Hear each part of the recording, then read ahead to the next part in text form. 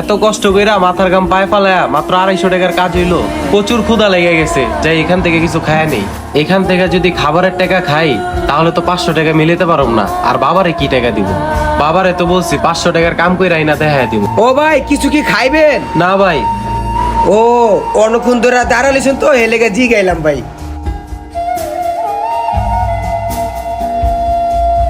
বাবা ঠিকই বলছে, টাকা কামাইতে খুব পরিশ্রম লাগে। মাথার ঘাম পায়ে ফালায়া টাকা ইনকাম করতে হয়। আর আমার বাবার এত কষ্টের টাকা বন্ধু বান্ধবের পিছে নষ্ট করতাম। ক্লান্ত হয়ে গেছে, আমি আর পারতাছি না।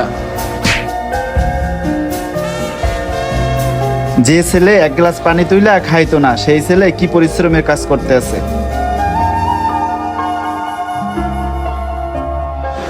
এখনো বুঝতে আছে টাকা কামাতে কত কষ্ট।